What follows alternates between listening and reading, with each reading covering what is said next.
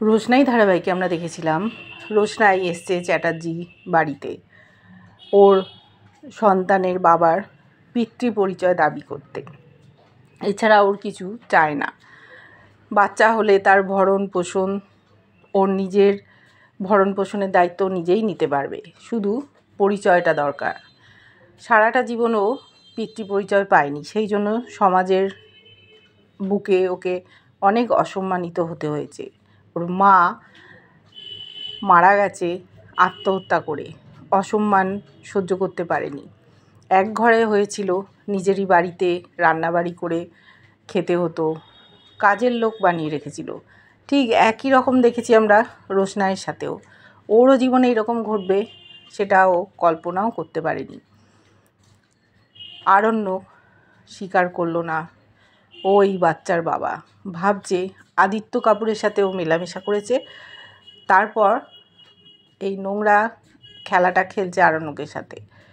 কিন্তু গরিমা কিছুটা হলেও বিশ্বাস করেছে, কারণ বেনারসে ওরা কয়েকদিন একসাথেই ছিল। সব সময় রোশনাই সত্যি কথা বলে, এই কথাটা আরণ্য সকলকে জানাতো। এইবারও গরিমা আরণ্যকে বলেছে, তুমি তো বলো যে রোশনাই কখনো মিথ্যে কথা বলে না, আর ওর কথাটাও আমি ফেলে দিতে পারছি না। এটা তো সত্যি, তোমরা একসাথে ছিলে। ওখান থেকেও চলে যেতে চাইছিল, মাকে ডেকেছে, কিছুতেই যেতে দিতে চাইছে না আরণ্য। বলছে না, তুমি যেও না। রোশনাই কি একটা কথা বললো, তার ভিত্তিতে তুমি বাড়ি ছেড়ে চলে যাবে। বললো তাহলে তুমি প্রতিবাদ করছো না কেন? যখন এত বড় অ্যালিগেশনটা তোমার বিরুদ্ধে আনলো, তুমি চুপচাপ সরে গেলে। তোমার তো উচিত থানা পুলিশ করা, ওর এগেনস্টে কথা বলা, সেসব তো কিছু করছো না। বললো দেখো, আমি কি বলবো আমি বুঝতে পারছি না। ও কান্নাকাটি করছে, তুমি যেও না। বললো না, যে কদিন রোশনাই এখানে থাকবে আমি মায়ের সাথে চলে যাব। চলে এসছে সুরঙ্গ মা। বলছে কি ব্যাপার মা?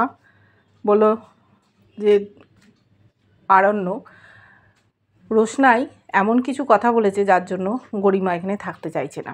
বললো আমি সবটাই শুনেছি যে রোশনাই প্রেগনেন্ট, তার দায়টা তোমার উপর চাপাচ্ছে। কেন চাপাচ্ছে বলো? তোমার বিরুদ্ধেই অভিযোগ করছে, আমাদের বিরুদ্ধে তো করেনি। তোমার উচিত ছিল প্রোটেস্ট করা, তা তো তুমি করছো না। কেন করছো না বলো? এত বড় একটা কথা বললো। বলছে আমি কি করব বুঝতে পারছি না। গরিমা বলল তোমার উচিত ছিল থানা পুলিশ করা, মেয়েটাকে বাড়ি থেকে বের করে দেওয়া, তা তো করছো না। বাড়ির কেউ ওকে বের করে দিল না, আমি এই বাড়িতে থাকবো না। আর মা, তুমি যদি তোমার কাছে আমাকে নিয়ে না রাখতে পারো, আমি রোশনাই নই। আমার একা থাকার মতো ক্ষমতা আছে, আমাকে অন্য পুরুষের কাঁধে ভর করে থাকতে হবে না। নিজের ব্যবস্থা আমি নিজে করে নিতে পারবো। আরণ্যককে বলছে তুমি ভেবো না তোমাকে আমি ছেড়ে দেবো বা ছেড়ে কথা বলবো। অনেক সহ্য করেছি, তোমাকে পাওয়ার জন্য আমি কী না করেছি। শেষ পর্যন্ত তোমার সাথে সংসার করছি, আর এটা আমি কখনোই মেনে নিতে পারবো না যে আমার হাজব্যান্ডের নামে বাইরে থেকে একটা মেয়ে এসে বলে যাবে সে তার বাচ্চার মা হতে চলেছে। আমি প্রেস মিডিয়া ডেকে কনফারেন্স করব, সকলের সামনে এই কথাগুলো জানাবো, তারপর দেখি কি হয়। আরণ্যক বলল দেখো, আমি যে কাজটা করিনি অন্য একজন মেয়ে দোষারোপ করছে, আর তুমি আমাকে এইভাবে অসম্মানিত করতে চাও। তোমার কি এতে কোনো লাভ হবে? আমার যদি অসম্মান হয় তাহলে তুমি তাই করো। আরণ্যক মনে মনে চিন্তা করছে যে রোশনাই কি বদলা নিল। ওকে বলেছিল ফাইনাল রাউন্ডে হেরে যেতে, গরিমাকে জিতিয়ে দিতে, তারপরে ও ছুটে এসছে। এটা কি তারই ফল? ও মনে করতেই পারছে না যে রোশনাইয়ের সাথে ওর একদিন ঘনিষ্ঠতা হয়েছিল, জ্বরের ঘোরে ছিল, তাই হয়তো ও ভুলে গেছে। রোশনাই সুস্থ ছিল, ওই জন্য ওর কিছুই ভোলার না।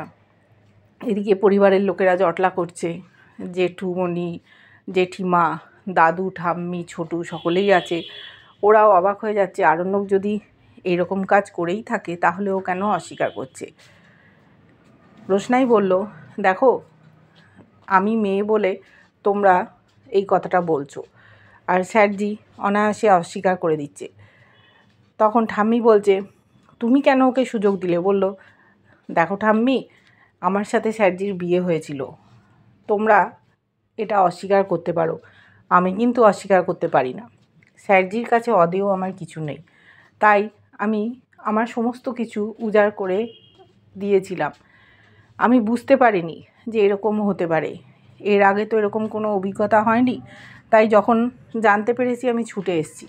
দাদুভাইও বলেছে তুমি আগে কেন বলনি। বললো দাদুভাই আমার জানা ছিল না, যেটুকু সময় লাগে জানার জন্য সেইটুকু সময় পরেই আমি জানতে পেরেছি, তাই আমি ছুটে এসেছি। সকলেই জানে রোশনাই মিথ্যে কথা বলার মেয়ে না। ছোটু বলছে আচ্ছা তুমি বলো তো কেন বাদশা স্বীকার করতে চাইছে না? তোমার কি মনে হয় যে ওর সংসারটা নষ্ট হয়ে যাবে সেই জন্য ও স্বীকার করতে চাইছে না?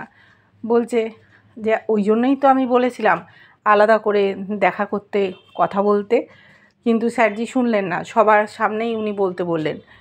এটা তো স্বাভাবিক যে গরিমা দিদি অসন্তুষ্ট হবে, আমার তো কিছু করার নেই। আমি শুধু চাই বাচ্চার পিতৃ পরিচয়। একটা মা হয়ে এর থেকে বড় লজ্জা কিছু হয় না। আমি যেভাবে ভুগেছি সেই একই ভোগান্তি আমার বাচ্চার সাথে হতে দেব না। যতদূর আমায় যেতে হয় আমি ততদূর যাব। উনি যদি অস্বীকার করেন, বাচ্চা হওয়ার পর ডিএনএ টেস্ট করব, তারপরে আমি দেখব উনি স্বীকার করেন কি না করেন। এবার ডিএনএ টেস্ট করলেও যে সবসময় সঠিক হয় সেটা হয় না, ওরা বোঝাতে চাইছে। রোশনাই বলল আমি দেখব শেষ পর্যন্ত কি হয়। এদিকে আরণ্যকও গরিমা আর সুরঙ্গমাকে বলছে দেখুন আমার তো এখন কিছু করার নেই, কিছুই আমি করতে পারবো না যতক্ষণ না ওর বাচ্চাটা হচ্ছে। তারপরে ডিএনএ টেস্ট করলে বোঝা যাবে যে আমি কোনো অন্যায় করিনি, ততদিন অপেক্ষা করতে হবে। কিন্তু এরা কিছুতেই মানছে না। গরিমা বলল আমার হাজব্যান্ড এইরকম করেছে, আমি যখন জানতে পারছি আমার ইচ্ছে করবে তার সাথে সংসার করতে। সাথে সাথে ওর মা বলছে মা তুমি যাকে হাজব্যান্ড বলছো সে তো তোমাকে বিয়েটাই করেনি। এই ছেলেটা তোমায় কি সিঁদুর পরিয়েছে, 7 পাক ঘুরে বিয়ে হয়েছে? তুমি তো দাবিও করতে পারবে না লিগালি যে তুমি ওর ওয়াইফ। সত্যিই তাই, আরণ্য বিয়ে ওকে কিন্তু করেনি, এখনও রোশনাইকেই স্ত্রী হিসেবে মানে। কিন্তু এই ব্যাপারটাও মানতে পারছে না যে রোশনাই মা হতে চলেছে। যেহেতু আদিত্য কাপুরের সাথে ওর মেলামেশা ছিল, তাই ভাবছে ও এইরকমই মেয়ে, সকলের সাথে মেলামেশা করে তারপর ওর ঘাড়ে চাপিয়ে দিচ্ছে। কিন্তু বাস্তবটা তো অন্যরকম। রোশনাই এদিকে লড়াই করে যাচ্ছে। সকলে বলছে যে তাহলে তুমি একটা কাজ করো, তুমি বাদশার সাথে আলাদা করে একটু কথা বলো, দুজনের কথা বলা দরকার। ঠাম্মি বলছে না, একেবারেই না, কেন কথা বলবে? তখন 2 ছেলে ছিল, তারা বলছে যেহেতু ওদেরই ব্যাপার, ওদেরই আলাদা করে কথা বলে ব্যাপারটা সামলে নেওয়া উচিত, আলাদা না কথা বললে ঠিক হবে না। এদিকে দেখেছি আদিত্য নিজের কাজে আছে, সেখানে চলে এসছে রোশনাইয়ের গুরুজি রুদ্রপ্রসাদজি। রুদ্রপ্রসাদজি জানতে পেরেছে রোশনাই কলকাতা চলে গেছে। বলছে কী ব্যাপার, আমাকে না জানিয়ে রোশনাই চলে গেল। তখন আদিত্য বলল ও একটা বিশেষ কারণে কলকাতা গেছে, ফিরে এলে জিজ্ঞেস করে নেবেন। আর আমি বলতে পারবো না ও কী কাজে গেছে, যদিও আমি জানি। তখন বলল যে যদি খুব আর্জেন্ট হয় তাহলে ফোন করে নিতেও পারো। তখন রুদ্রপ্রসাদ বলছে আমি যে কারণে এসছিলাম ওর কাছে একটা বিষয় আমি জানি। তখন আদিত্য বলছে আমিও তো একটা ব্যাপার জানি ওর জীবনের সাথে ঘটেছে, দুজনে একই জানি কি না সেটাই বুঝতে পারছি না। রুদ্রপ্রসাদ বলল আমি ওর পিতৃ পরিচয় জানি। তখন আদিত্য বলছে পিতৃ পরিচয়? ওর তো মা বাবা কেউ নেই। বলল না, ওর বাবা বহাল তবিয়েতে বেঁচে আছে। বলছে তাই নাকি? তাহলে রোশনাইকে কেন স্বীকৃতি দিচ্ছে না? বলল যে কেউ নেই। তখন রুদ্রপ্রসাদজি বলছে যে আমাদের খুব পরিচিত উঁচুতলার মানুষ, দিব্যি ঘুরে ফিরে বেড়াচ্ছেন এমন মানুষ, এরা মুখোশ পরে ঘুরে বেড়ায়, অন্যায় করে যায় তার কোনো শাস্তি পায় না। রোশনাই এমনই একজনের সন্তান। আদিত্য বলছে তুমি আর আমাকে টেনশন বাড়িও না, তুমি বলো ওর বাবাকে। তখন বলল যে দেখো, তুমিও চেনো, আমিও চিনি, আমাদের ইন্ডাস্ট্রির সকলেই চেনে, পণ্ডিতজি রঞ্জন প্রসাদ জি ওর বাবা। বলছে সে কি? বলল হ্যাঁ। তুমি কি করে জানলে? সেই কথাটা এখনও বলেনি যে আরণ্য কি জানিয়ে গেছে, আর বলেছিল একদিন যেন রোশনাইকে জানানো হয়। আরণ্যক বলতে পারেনি এই কথাটা রোশনাইকে সামনাসামনি। ও বাবার খোঁজ করেছে, একমাত্র আরণ্যক জানতো। এখন আরণ্যকের কাছ থেকে রুদ্রপ্রসাদ জানলো, আদিত্য কাপুরও জানলো, শুধু রোশনাই জানে না। রোশনাই এই জন্যই লড়াই করছে যে ওর বাচ্চারও যেন এই অবস্থা না হয়।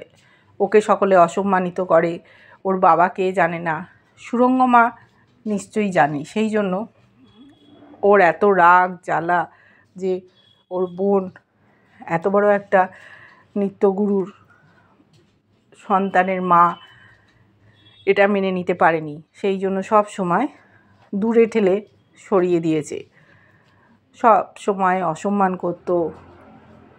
আর মেয়েকেও ঠিক সেইভাবেই দূরে ঠেলে রাখতো, অসম্মান করতো, যে বাবার কোনো পরিচয় নেই, মাও এরকম, কার সন্তান এই রোশনাই কেউ জানে না। আরণ্যকও কারুর কাছে প্রকাশ করেনি। ওর উচিত ছিল সকলের সামনে বলে দেওয়া, তাহলে হয়তো রোশনাইকে এতটা হেনস্থা হতে হতো না। এদিকে বড় মা বলছে যে রোশনাই, তুমি যখন এসে গেছো তখন মিনির বিয়ে অবধি থেকে যেও, আমরা খুব চেয়েছিলাম তুমি যাতে আসো, তোমাকে বলতে পারিনি, তুমি যখন নিজেই এসছো তখন এই কটা দিন কাটিয়ে যেও, তারপর না হয় তুমি ফিরে যেও, তখন আর তোমাকে আটকাবো না। রোশনাই চিন্তা করছে কি করবে, ওর হোটেলে থাকার কথা, এই বাড়িতে হয়তো অসুবিধে হতে পারে। এদিকে গরিমাও ঝামেলা শুরু করেছে, সাথে আছে সুরঙ্গমা। দাদুও সন্দেহ প্রকাশ করছে যে নাতি এইরকম করবে, অস্বীকার করবে ওর সন্তান রোশনাইয়ের গর্ভে, এরকম তো মানুষ বাদশা নয়। তাই রোশনাইয়ের ঘাড়েই দোষটা চাপছে যে রোশনাই হয়তো সত্যি কথা বলছে না। ওর ঠাম্মিও তাই বলছে, বিশ্বাস করে ছোটু আর ওই বাড়ির বড় ছেলে বড় বউ যে রোশনাই কোনো বাজে কথা বলার জন্য অত দূর থেকে ছুটে আসেনি, নিশ্চয়ই এর পেছনে কোনো কারণ আছে। ও লজ্জার মাথাকে বড় ছোট জ্ঞান না করে সকলের সামনেই সবটা স্বীকার করেছে। যেহেতু বিয়ে হয়েছিল, স্বামী তার আবদারও ফেলতে পারেনি, কিন্তু তার পরিণতি যে এই হবে সেটাও বুঝতে পারেনি। কি ঘটতে চলেছে ওর জীবনে দেখতে থাকবো। কেমন লাগছে ধারাবাহিকটা জানিও, ভালো লাগলে লাইক কমেন্ট সাবস্ক্রাইব করা, যারা ফেসবুক পেজ থেকে দেখছো ফলো করে সাথে থেকো।